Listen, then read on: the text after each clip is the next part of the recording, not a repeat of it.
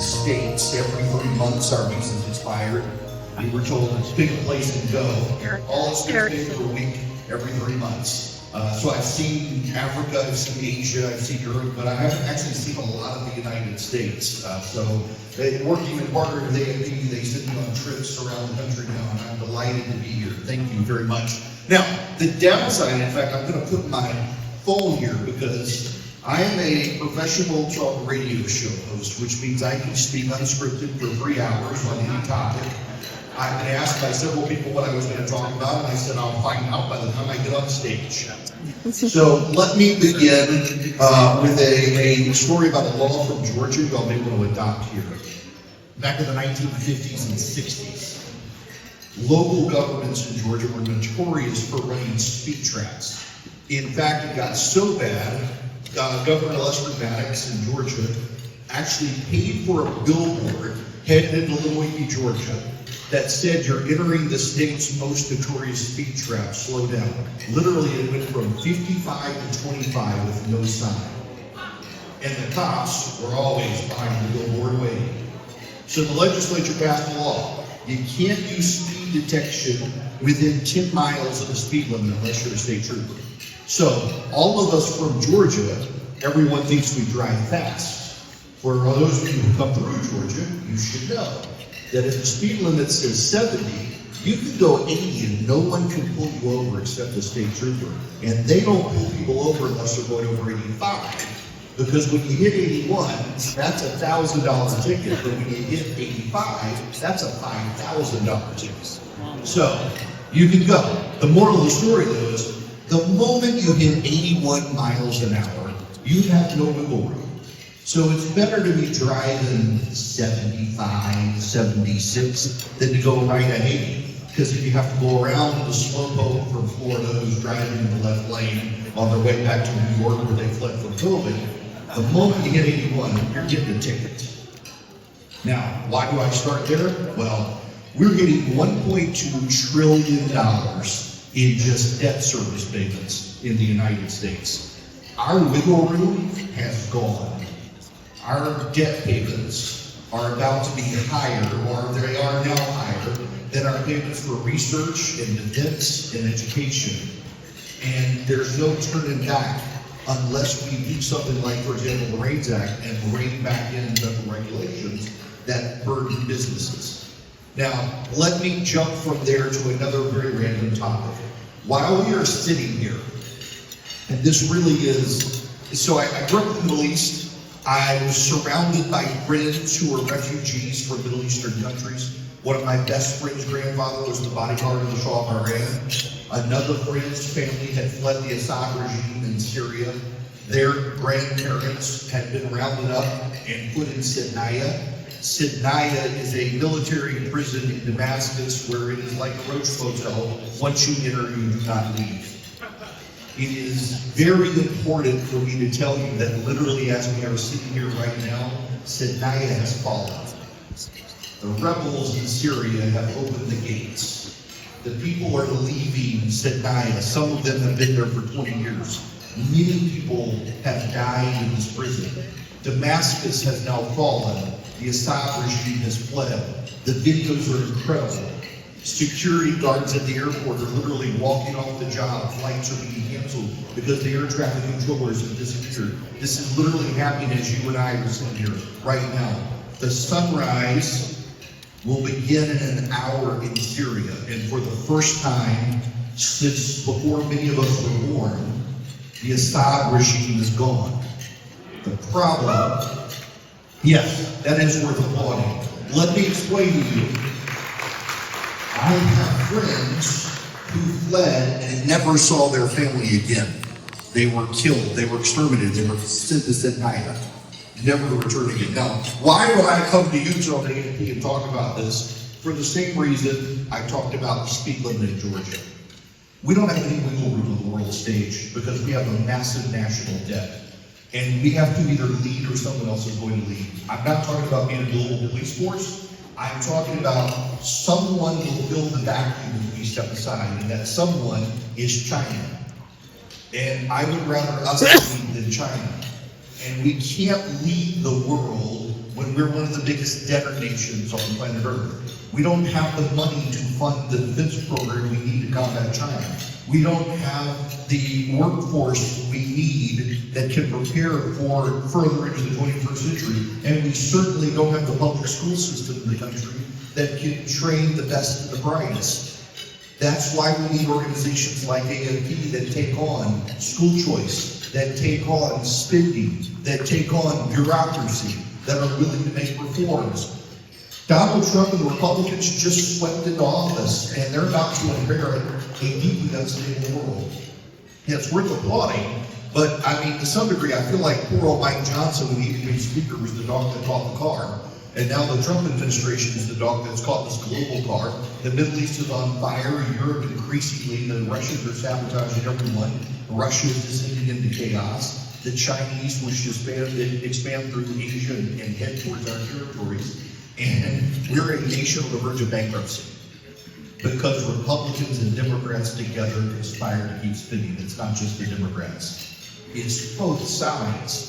And it's been a bitter disappointment as someone who actually believes in the principles of the free market and freedom and limited government, that our leaders on both parties could give lip service to fiscal stability and common sense and yet be reckless and lack common sense. I really hope Elon Musk and Vivek Ramaswamy and their Department of Government Efficiency can actually start cutting government. It needs to be done. Burgess's plan. Some of you are familiar with my friend Gordon Norquist. He has a great line. He says he wants government small enough to be drowned in a bathtub.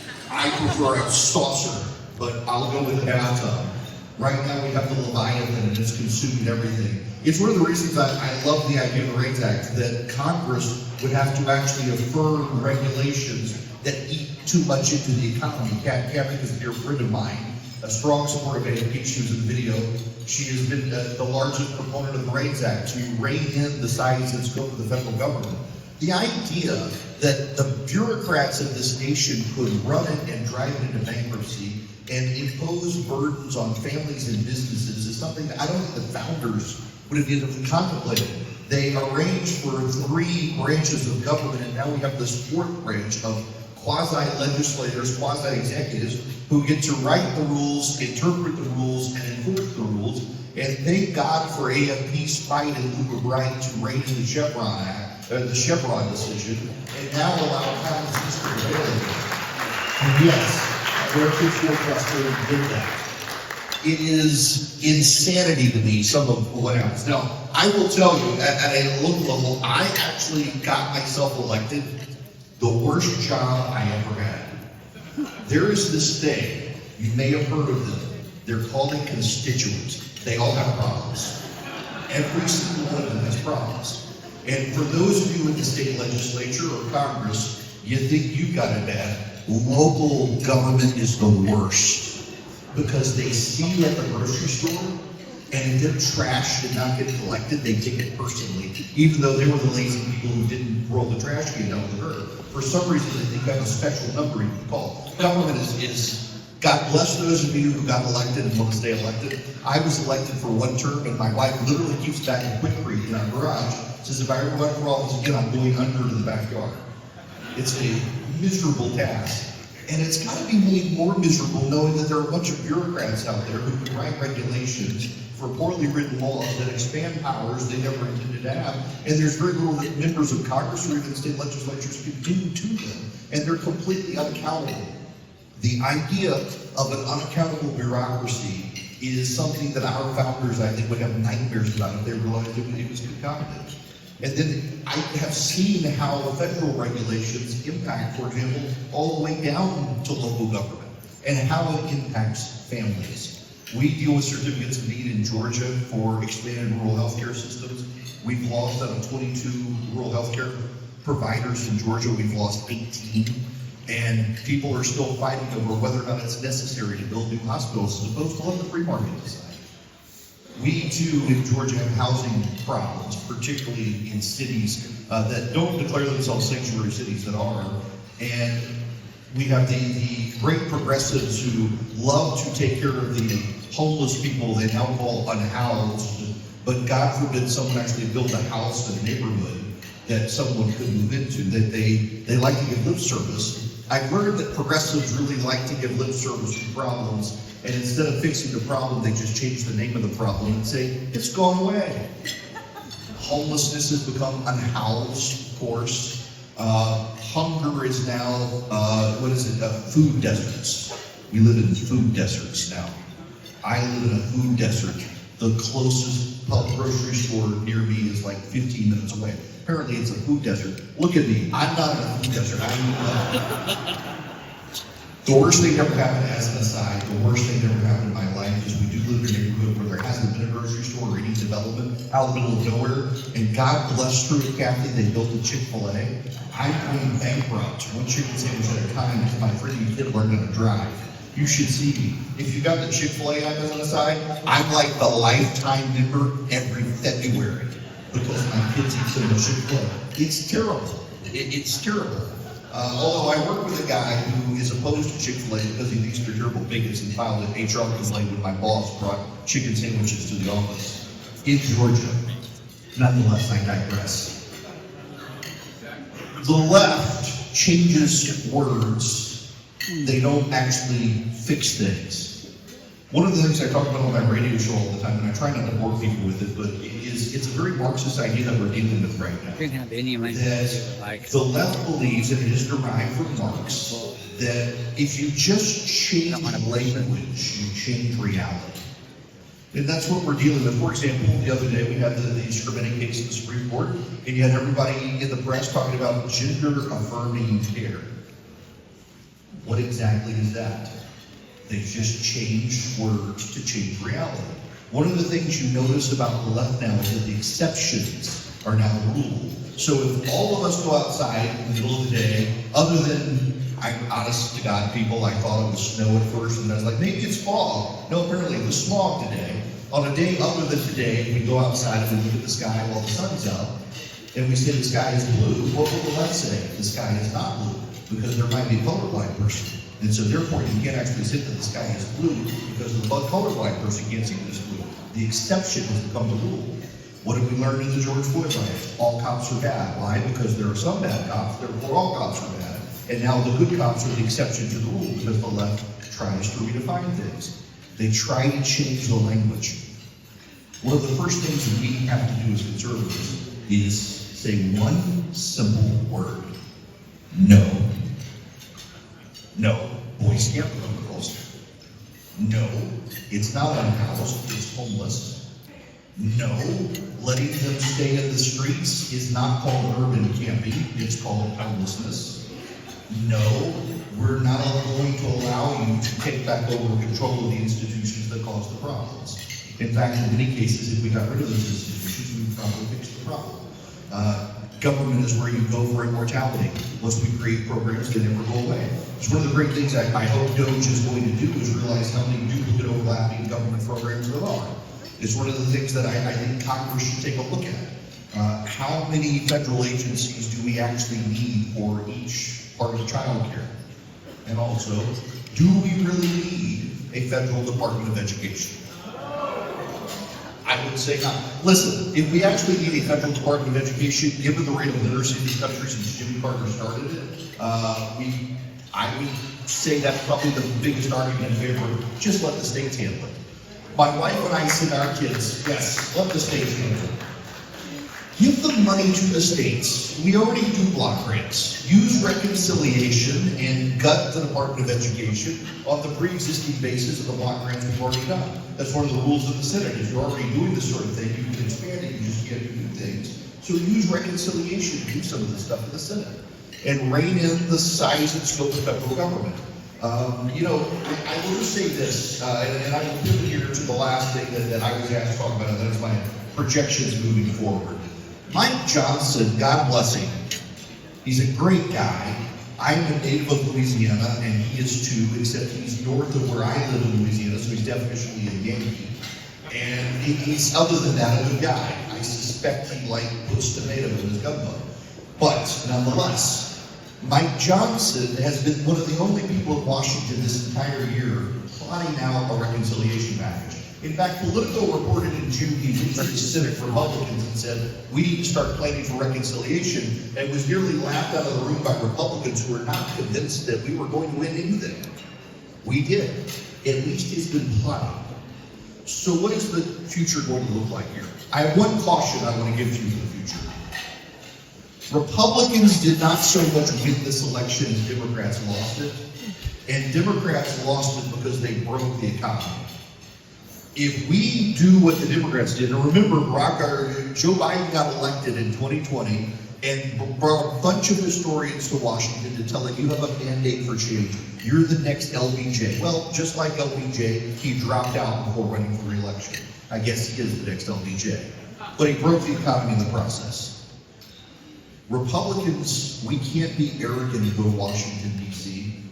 and think we have a massive mandate for anything if we can't get the economy working. It's one of my concerns with tariffs, is that I think tariffs, we've learned, were a terrible idea, and we're resurrecting on our side these ideas from the action of history. I don't mind tariffs against China and our enemies, but against our allies, my personal preference is we do something I call ally shoring. We got this guy down in South America with wild hair called Gala. We want to get him reelected. Why are we sending things to China when Argentina has a growing workforce, so we could be working with our allies and ally shoring in Argentina instead of China? You know, I'm in the applicant. Ever since I was a kid, so this is wild anecdote growing up overseas. I was the only family in my school in the Middle East that did not have a computer. The only one. We had a typewriter. My mother insisted I didn't need a computer. They were newfangled technology that might not last. We moved back to the United States, and I was the only family in my public school in rural Louisiana that had a computer. And I've always wanted a Mac. I love Apple.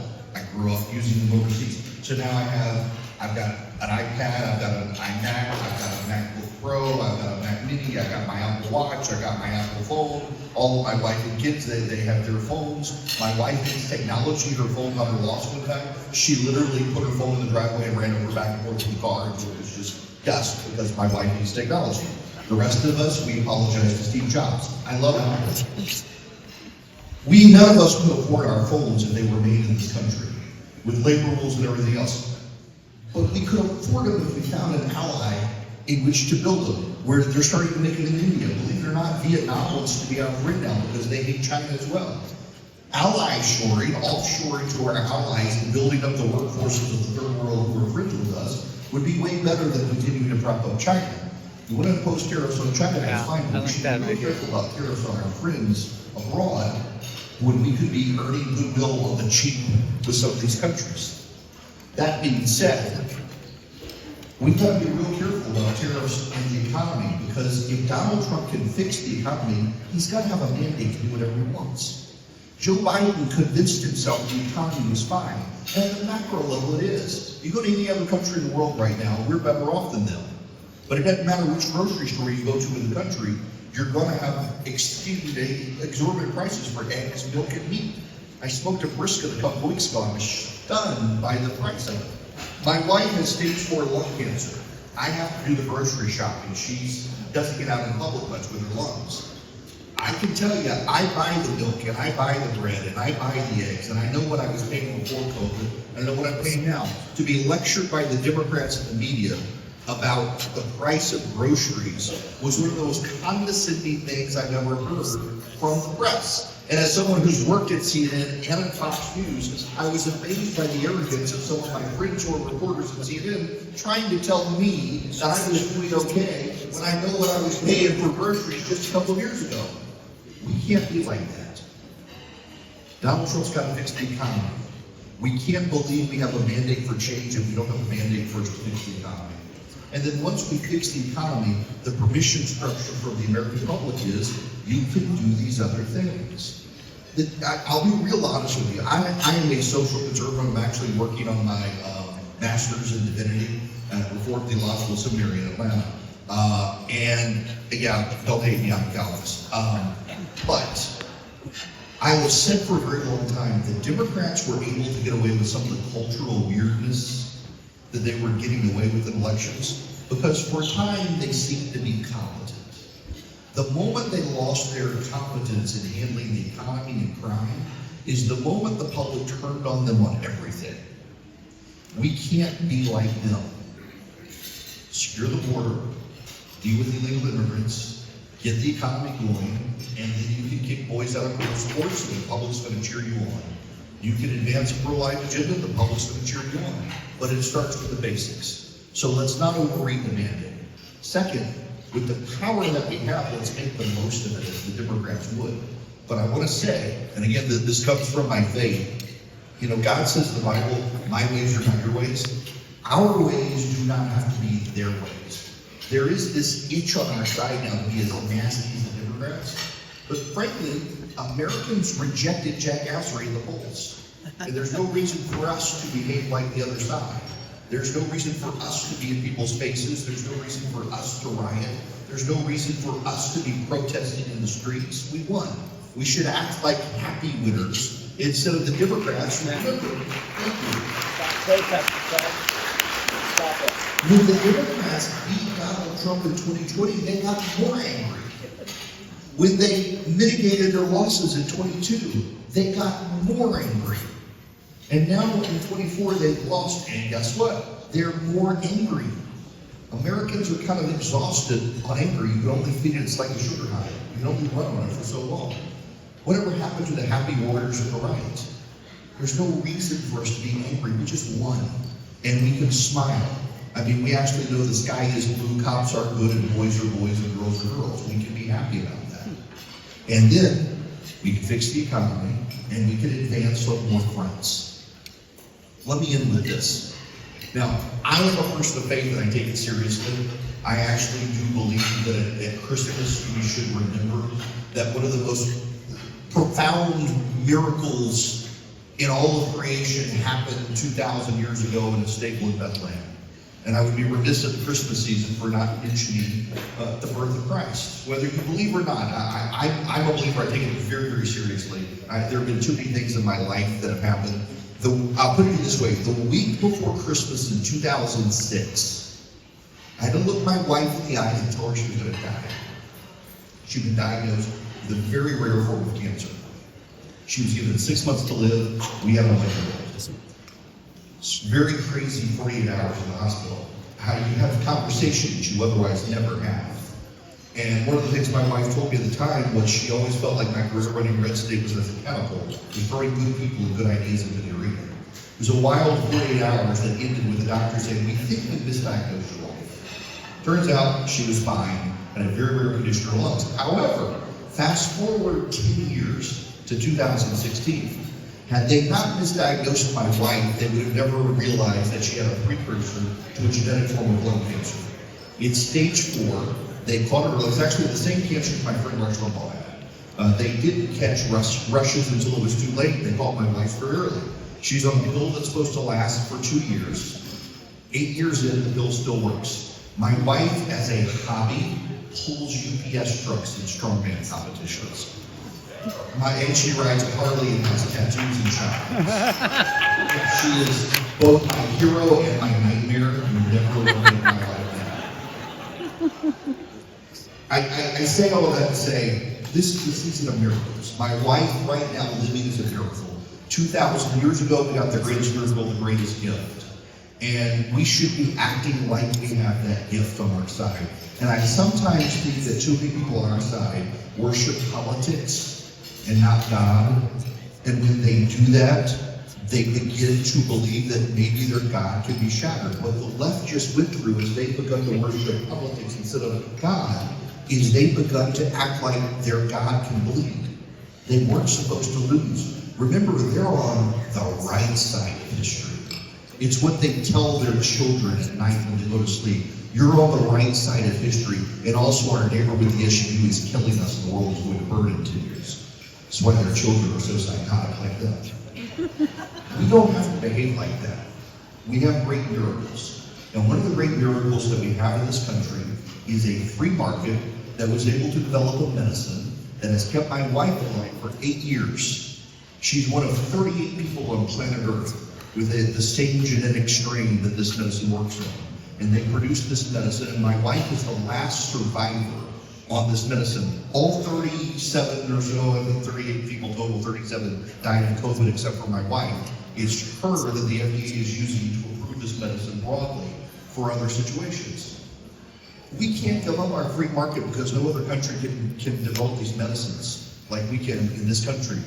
We can't regulate them out of existence. We can't have Elizabeth Warren and Bernie Sanders in charge of the system that can invent a medicine that saves my wife and so many other people. It's not a perfect system, but we should be profoundly worried when a CEO of a business in New York City can get gunned down in the street and the reaction is to cheer because he works for a bad company.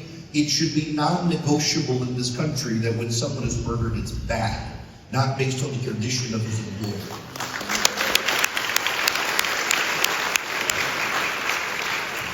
That's the opposition. They are opposed to us. In fact, promised I was wrapping up here. I told you, talk show host, I can go all night. Hang on, I bookmarked this earlier. It's too good not to read because, well, I don't want to give away the punchline. Let us read from Public Citizen. What is the REINS Act and why is it bad? The regulations from the Executive and Need of Scrutiny Act would require congressional approval of all major regulations issued by federal agencies before those regulations could go into effect. The bill represents one of the most radical threats in generations to our government's ability to protect the public from harm. Now, we have a new congressman here.